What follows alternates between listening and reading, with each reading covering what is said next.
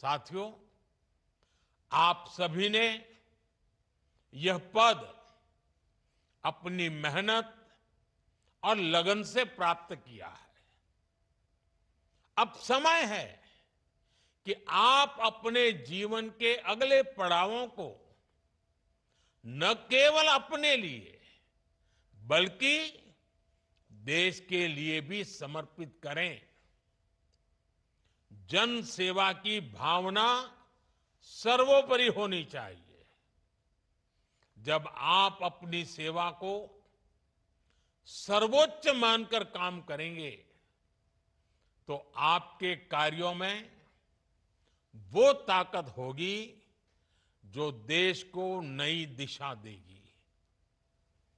आपके कर्तव्य पालन, आपके इनोवेशन और आपकी निष्ठा से ही भारत के हर नागरिक का जीवन बेहतर बनेगा। साथियों, आप जब किसी जिम्मेदार पद पर पहुंचते हैं तो एक नागरिक के रूप में भी आपके कर्तव्य, आपका रोल और अहम हो जाता है। आप सभी को इस दिशा में भी जागरूक रहना चाहिए और हमें भी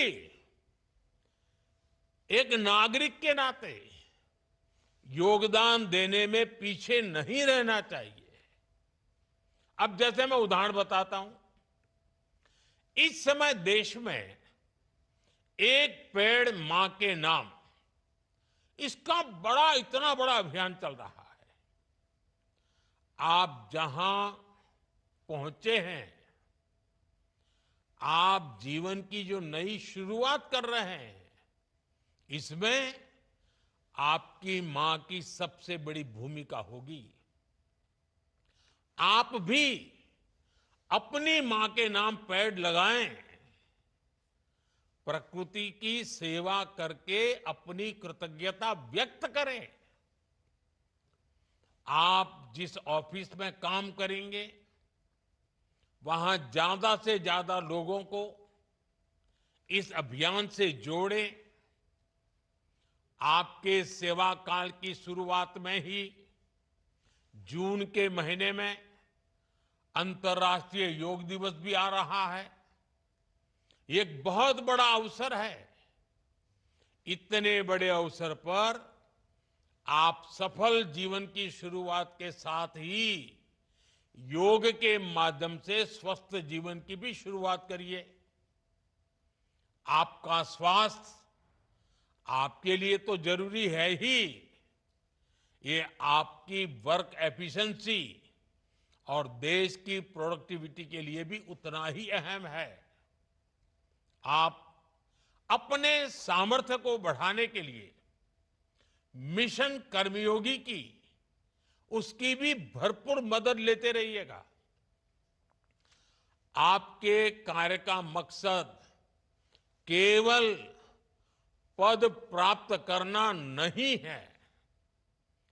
आपका पद भारत के हर नागरिक की सेवा करने और देश की प्रगति में अपना योगदान देने के लिए है।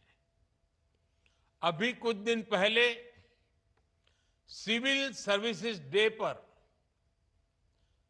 मैंने एक मंत्र दिया था और मैंने कहा था कि हम सरकार में जितने भी लोग हैं, हमारे लिए तो एक ही मंत्र सर्वोपरि होना चाहिए और वो मंत्र है नागरिक देवो भव। नागरिक देवो भव।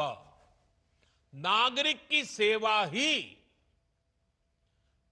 आपके लिए, हम सब के लिए देव पूजा के समान है। इस मंत्र को भी हमेशा हमेशा याद रखिएगा।